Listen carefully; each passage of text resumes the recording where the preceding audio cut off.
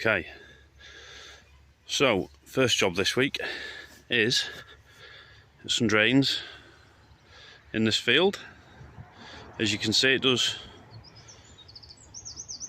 change in level. It's a bit of a bowl where over there, this side of the fence is probably a metre higher where those small trees are there than in the bottom, and as it comes across you can see the ground rises up to the edge of the ditch. So we've set the laser up, took some levels. The owner, who's a friend of mine, would like to build this all up with some soil if you can, because in the winter all this section can be underwater. It just can't get away. See where the dog is there, the ground starts rising towards this ditch bank.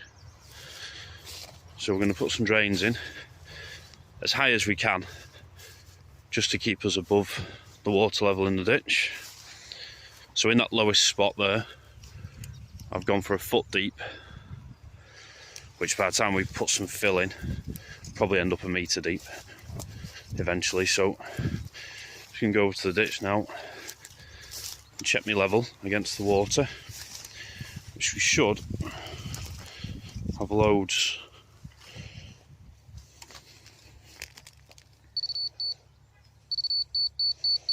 Yeah, we're well above the water level there, so that's happy days. And then I'll just show you, up in this corner there's something that I've never seen before, but works out very nicely on here. There's a huge pipe that crosses the ditch. There's a hole in the side of it, which this section of the ditch can drop into when it gets high enough. I'll show you over here. I've never seen one before like this. There's a manhole onto it there, and then there's this huge pipe. So as the water in this ditch rises, it can drop down that hole in the pipe. So as long as our drains are above the bottom of that hole, it doesn't matter what the next person along this ditch does. You know, if they don't clean their section out, it doesn't matter, because this section will always be able to drop into that pipe and get away. So you're not reliant, come on, dig, come on. You're not reliant on the next man along the ditch to clean his section out for yours to drain, which is superb. So as long as he keeps that clean, I think a bit of mesh over the top of it will be a good idea to stop twigs getting down. As long as he keeps that clean, he'll always drain, and your man further up can do what he wants and no effect on you. So right, we're happy with the levels, so we'll get set up and start digging.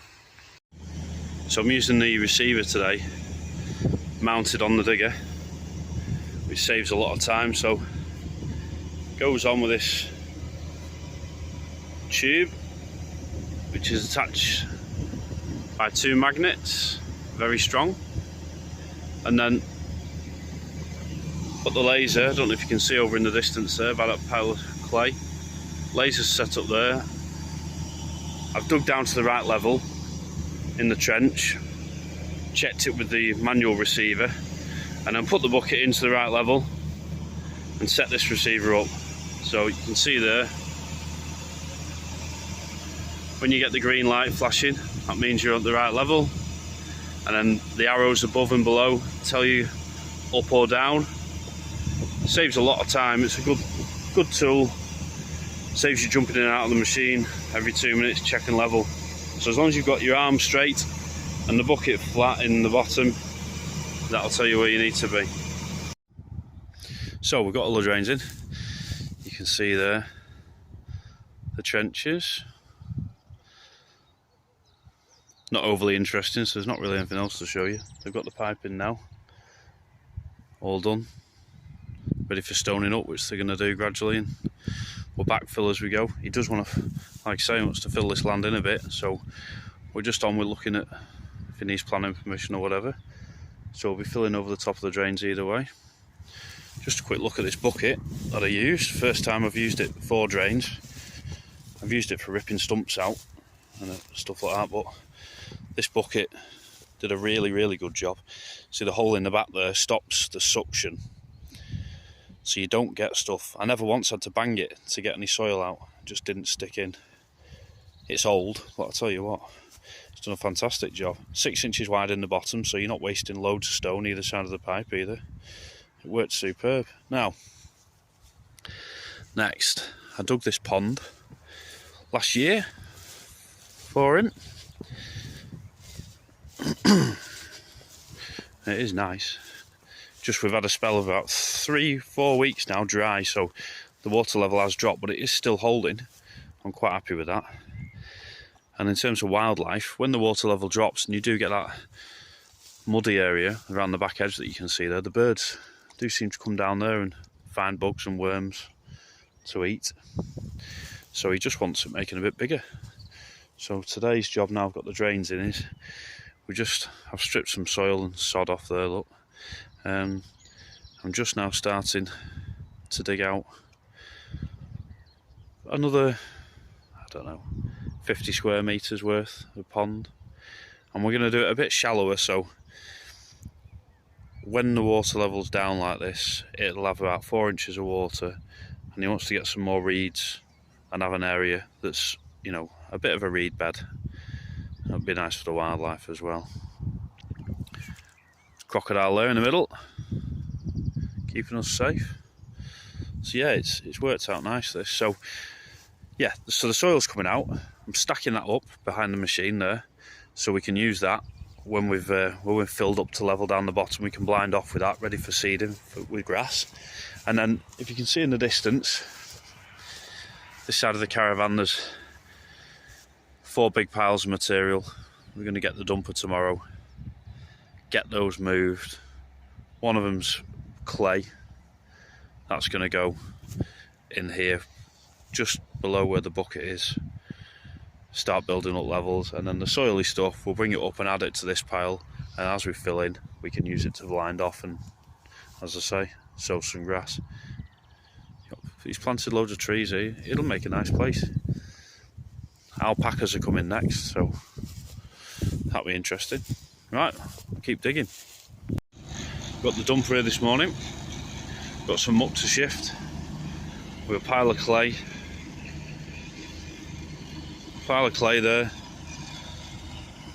pile of topsoil with a lot of turf and sod in it from last year, pile of good sandy topsoil, and then over in the corner there's a pile of about, I don't know, 40 or 50 tonne of soil to move.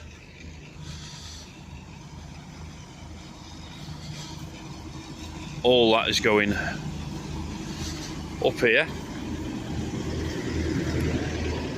to get added to this big pile of soil, which was dug out yesterday. All the drains are in. Dug this stuff out yesterday from the pond. I've made that bigger for him. We'll have a look at that now. It's lovely soil. I wish I had a home for it, but I played the game before where you buy soil off people and it sits there for a year. Sod's law, nobody wants it, but that is very good stuff, sandy. And here we have the pond extension, which is looking nice.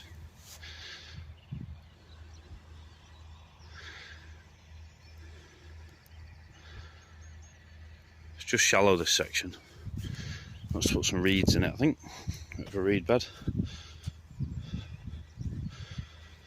So if we left that section narrow, because you might put a bridge across, create some shade. But yeah, I'm happy with the way this has turned out. You can see in the sides of it's nice sandy stuff, this soil.